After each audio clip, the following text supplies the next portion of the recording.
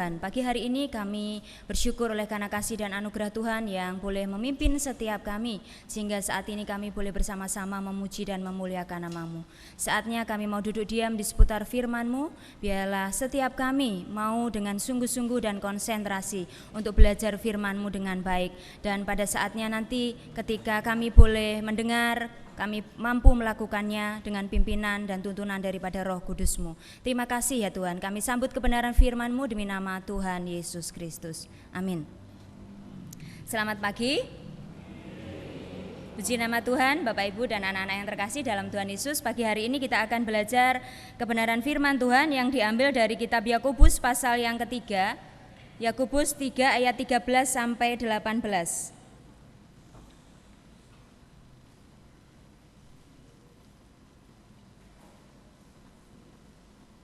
Yakobus pasal yang ketiga ayat 13 sampai 18.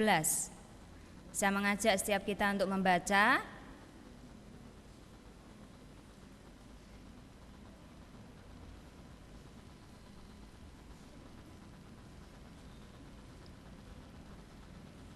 Yang tidak bawa bisa melihat teman sebelahnya minggu depan dalam ibadah membawa Alkitab, ya.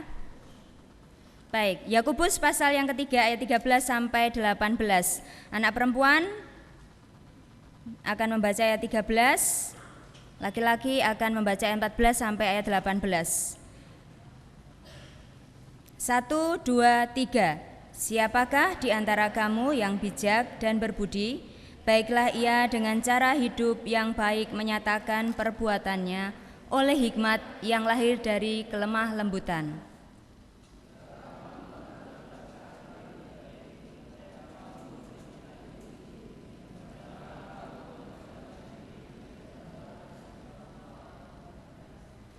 Itu bukanlah hikmat yang datang dari atas, tetapi dari dunia, dari nafsu manusia, dari setan-setan.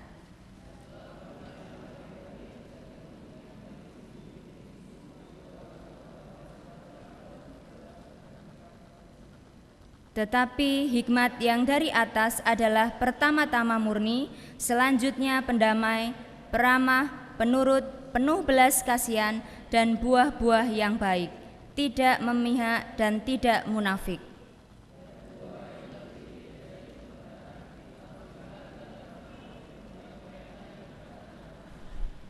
Ya, sampai di sini pembacaan kita. Anak-anak pasti dalam hidup kita kadang-kadang kita memiliki kelemahan yang kalau orang bilang itu takut kepada sesuatu hal, fobia gitu. Hari Rabu kemarin heboh di kelas 8C, teriak-teriak luar biasa karena ada satu anak yang ketakutan dengan hewan yang namanya belalang.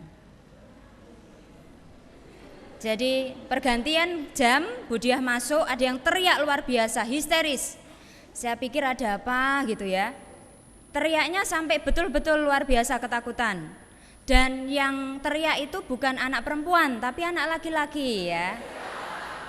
Nah, memang ternyata ketika seseorang itu sudah merasa tidak nyaman dengan sesuatu itu, maka ketika melihat pun tidak nyaman. Dibilangi di sininya ada, teriak luar biasa padahal dibohongi. Nah, yang bohong bangga. Ya, semakin satu kelas teriak semua. Bangga karena sudah berhasil bohongi temannya. Oke, itu belalang. Ada ternyata teman kita yang sangat ketakutan ketika melihat belalang. Kalau kita nyebut hewan lainnya, kecoa. Ya, kalau kecoa biasanya perempuan yang langsung hi ya. Siapa yang berani megang? Oh, ada Lia katanya berani ya. Kalau dengar kata tikus,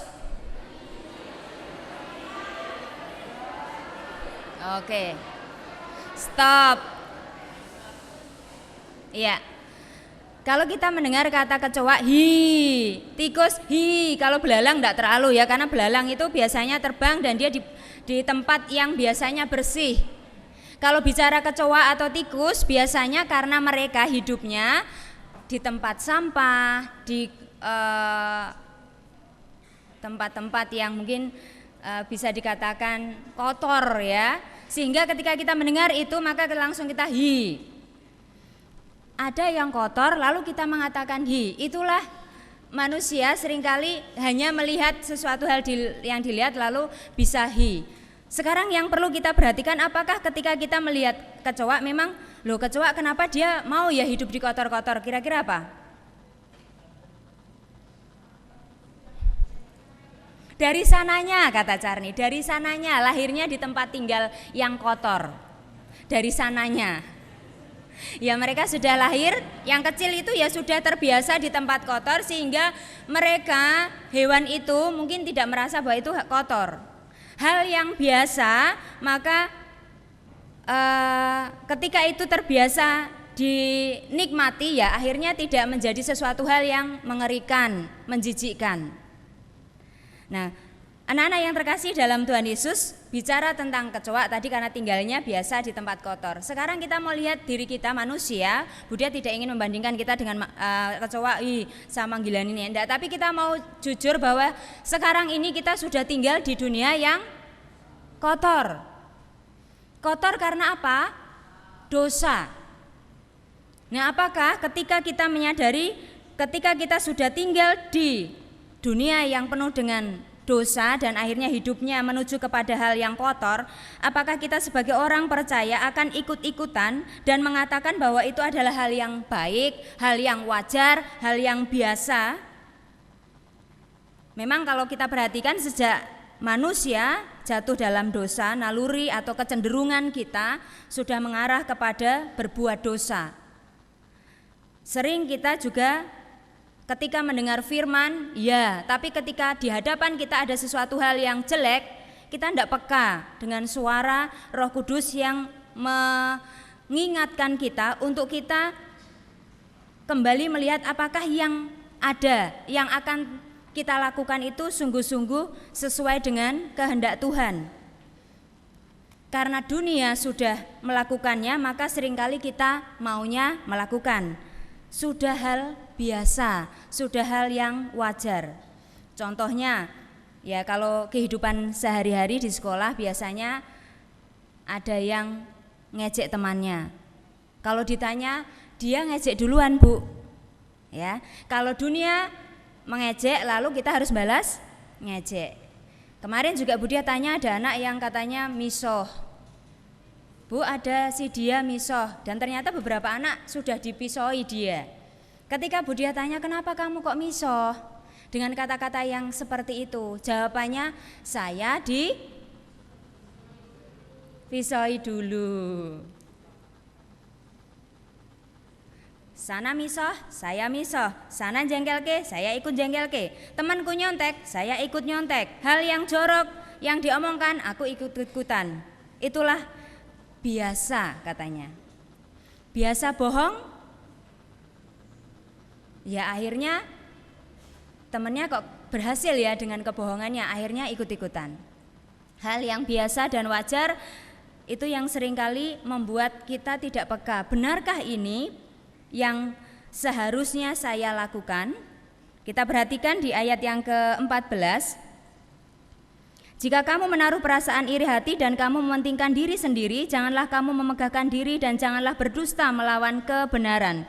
Itu bukanlah hikmat yang datang dari atas tetapi dari dunia, dari nafsu manusia, dari setan-setan. Sebab di mana ada iri hati dan mementingkan diri sendiri, di situ ada kekacauan dan segala macam perbuatan jahat. Sumber dari segala hal yang jahat di sini jelas dari nafsu manusia dan dari setan-setan. Maka buah roh yang kita tahu yang terakhir itu adalah penguasaan diri.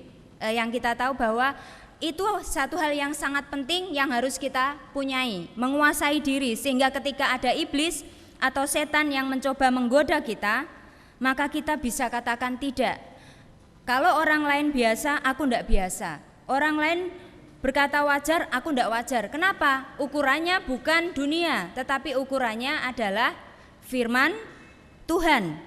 Nah, kalau kita perhatikan di ayat yang selanjutnya, tetapi hikmat yang dari atas adalah pertama-tama murni. Jelas bahwa yang kita cari bukan hikmat dunia, tetapi ayat 17 mengatakan, tetapi hikmat yang dari atas adalah pertama-tama murni, selanjutnya pendamai, peramah, penurut, penuh belas kasihan dan buah-buah yang baik, tidak memihak dan tidak munafik.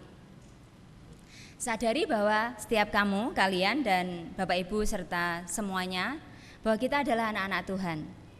Ketika kita bertindak bukan berdasarkan wajar atau biasa dilakukan oleh dunia, tetapi ketika kita bertindak oleh karena hikmat yang datangnya dari Tuhan, yang selalu murni, mencari hikmatnya yang selalu benar, pendamai, peramah, penurut. Bahkan ketika kita tahu bahwa kita sebagai anak-anak Tuhan itu kan dilukiskan sebagai domba, binatang yang tidak suka kekerasan. Domba cenderung menurut.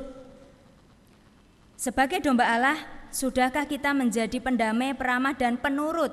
Penurut atas apa? Ya kehendak Tuhan. Melalui apa? Firman-Nya. Yang kita dengar ya setiap hari di SMP diperdengarkan firman Tuhan. Setiap hari Kamis kita belajar firman Tuhan di gereja, hari Minggu kita beribadah. Dari sana kita bisa tahu hikmat yang dari Tuhan. Maka kita bisa memiliki kepekaan. Penuh belas kasihan dan buah-buah yang baik. Kalau kita sudah tahu yang benar, maka yang terjadi hasilnya itu juga hasil yang maksimal, hasil yang baik. Buahnya baik, oh ini tahu firman, maka yang dilihat orang lain juga baik. Nurut dengan firman Tuhan. Apabila kita melakukan segala sesuatu, maka perlu dipikirkan apakah tindakan kita ini merugikan diri sendiri, merugikan orang lain, mencelakakan orang lain atau tidak, itu juga menjadi bahan pertimbangan. Buahnya jelas. Kalau kita tahu kebenaran dan hikmat Tuhan, buahnya adalah ketika kita mau bertindak, akibatnya dipikirkan, nek aku ngene jadine ngene, apa ngono? Oh nak jadine ngene, ndak ngono ya aku akan lakukan. Tapi ternyata ketika ngono karena tidak sesuai dengan firman, ya sudah ndak akan aku lakukan. Ketika kita sadar kalau kamu melakukan kesalahan, yang rugi itu ndak hanya diri kamu kan? Kalau kita salah lalu orang tua kena ndak? Ya. Kadang-kadang kita akhirnya katanya sayang sama papa sama mama, tetapi yang kita lakukan ya memang kita ndak membantah ketika orang tua kita mengingatkan kita, tetapi tindakan kita seringkali juga menyakiti hati mereka. Kayaknya sih enggak Bu, tapi iya ternyata. Karena kadang-kadang kita enggak sadar itu. Bukan hanya itu, ketika kita melakukan tindakan yang tidak benar, itu juga tidak memuliakan nama Tuhan. Nah itu yang harus kita sadari. Maka yang kita harus lakukan adalah membuat diri kita menjadi lebih baik lagi. Ketika kita melakukan segala sesuatu membuat orang lain nyaman. Nggak usah ikut-ikutan, kalau dipisahi kita senyum gitu kan, orang lain nggak, loh kita pisahi tapi kok senyum-senyum, lama-lama dia terberkati oleh karena senyum kita. Nggak malah terjadi pertengkaran. Nggak bisa Bu, ya memang susah, sulit, tetapi kalau kita mau pasti bisa. Pengendalian diri, penuh belas kasihan, buahnya baik, pasti itu. Orang lain justru akan diteguhkan imannya melalui setiap buah yang muncul dari diri kita. Yang sudah memiliki satu persoalan lalu ternyata kita datangi lalu kita menghibur, itu jadi buah yang baik. Masih banyak hal lagi yang bisa kita lakukan. Tetapi yang sering kali terjadi bukan itu. Kita hanya mengedepankan hawa nafsu kita, bahkan di sini jelas dikatakan yang dari setan-setan tadi. Iblis, hal kecil dan sederhana seringkali dipakai oleh iblis untuk membuat diri kita jatuh ke dalam dosa. Dunia ya kotor, tetapi seharusnya kita mengikuti arus itu. Kita bisa membentengi diri kita dengan firman-Nya. Maka ketika Bapak Ibu guru datangi kamu, menyapa kamu, untuk mengingatkan kamu, jangan berpikir negatif dulu. Wah iki ngono datangi Pak Guru mesti itu karena dimarahi, bukan, karena dicintai. Karena dicintai sehingga ditegur, karena dicintai sehingga dibimbing, karena dicintai sehingga didampingi. Kalau kita mau sadari itu, maka kita bersyukur kalau masih ada orang yang mau mendampingi, menegur kita. Sekali lagi karena kita seringkali gagal untuk melakukan firman-Nya sehingga masih kita membutuhkan orang-orang di sekitar kita. Tuhan kita adalah Tuhan yang sungguh baik dan adil. Di sini juga dikatakan tidak memihak dan tidak munafik. Dunia ini memang penuh dengan perbuatan yang kelihatannya baik, tapi ternyata dilatar belakangi oleh motivasi yang tidak benar. Nah, kita jangan ikut-ikutan yang seperti ini. Kalau itu kita mau melakukan yang benar, ya lakukan memang dengan motivasi yang baik. Saya mau menolong dia, bukan karena dia kaya, bukan karena dia cantik, bukan karena dia cakep, bukan karena lain-lainnya, tetapi karena saya melakukan firman Tuhan. Motivasi yang baik membuat kita tidak terjerumus kepada kemunafikan. Ini yang akan terus kita perjuangkan. Nah, anak-anak yang terkasih di dalam Tuhan Yesus Kristus, ketika kita sungguh-sungguh mengenal kebenaran firman Tuhan, maka sekali lagi kita akan menjadi orang yang sungguh waspada. Kecoak bisa nyaman di tempatnya karena terbiasa, itu hewan. Kita seharusnya tidak nyaman dengan kebiasaan-kebiasaan yang dilakukan oleh dunia yang buruk. Kalau memang mereka bisa lakukan itu, tidak selalu kita harus lakukan. Contoh yang sangat jelas yang hari-hari ini memang sedang heboh di dunia pendidikan, di antara kalian pasti sudah melihat di berita, televisi, dan bahkan ada yang sudah melihat di informasi internet ya, kejadian yang menimpa anak di SMP daerah Jakarta. Anak SMP melakukan perbuatan SMP 4 Jakarta. Yang sudah tahu beritanya siapa? Oke, baru sedikit ya. Oh, ini angkat tangannya pendek sekali. Artinya sudah beberapa tahu. Apakah yang tahu pengen ikut-ikutan yang seperti itu? Loh, itu hal yang wajar loh ya. Oh, enggak bisa Bu ya. Itu hal yang wajar, kenapa? Karena ada cinta Bu. Apakah begitu? Enggak, itu cinta, bukan cinta, itu hawa nafsu. Di Jakarta ada anak usia kalian melakukan ya hubungan yang pasti itu dilarang Tuhan dan itu dilakukan di sekolahan. Anak SMP Masehi katakan tidak, kan gitu kan? Enggak, kenapa kita tidak? Karena itu bukan hal yang biasa, itu enggak hal yang wajar, tetapi itu kurang ajar. Iya enggak? Kurang ajar. Kurang ajar kenapa? Karena itu melanggar, pasti melanggar. Melanggar apa? Hukum Tuhan. Apakah kita mau dunia sudah seperti itu Bu? Wah asik. Lalu atau hal lain yang sering kali kita juga lihat adalah kekerasan. Kalau orang lain bisa berkelahi di sana, maka aku di sini ketika diejek maka aku akan berkelahi. Maka ketika temanku ngejek aku, tinjunya kepalku akan kena mukanya, kakiku akan kena mukanya. Hati-hati, redam emosi kita, karena itu bukan buah yang baik. Buah yang baik itu hal-hal yang positif. Kalau orang tak lain misoh, ya tidak akan misoh kita. Kalau orang lain mengejek kita, kita tidak akan balas dengan ejekan. Maka di kelas kita, dari kelas 7A sampai kelas 7C, kelas 8A, 8C, kelas 9A sampai 9C tidak akan terjadi perkelahian. Kenapa? Karena kita semua tahu itu hal biasa di luar, tetapi di sekolah SMP Masehi tidak biasa. Nah, kalau mulai ada teman kita yang mancing-mancing, ada di antara kita yang berani katakan tidak, tegur mereka, tegur setiap orang yang tidak tertib kan. Nah itu yang harus kita lakukan. Jangan justru kita Seperti kemarin temennya ditakut-takuti, satu kelas teriak semua. Ya memang kalau kita sudah takut jangan semakin teriak lah, semakin temanmu seneng. Ya tunjukkan bahwa kamu berani. Sekalipun di sini rada rawan ya. Nggak, maksudnya gini. Memang kadang-kadang kita punya kelemahan tapi tidak selalu harus terus kamu menunjukkan sampai se ekstrim itu sehingga orang lain malah semakin melihat kelemahan kamu dan akhirnya orang mengejek kamu dari itu. Apalagi laki-laki kemarin kan begitu. Sekali lagi bukan berarti menutup-nutupi, tetapi belajar menguasai diri untuk berani menghadapi tantangan di depan kita. Itu yang harus kita lakukan. Nah, anak-anak yang terkasih, tidak ada memang yang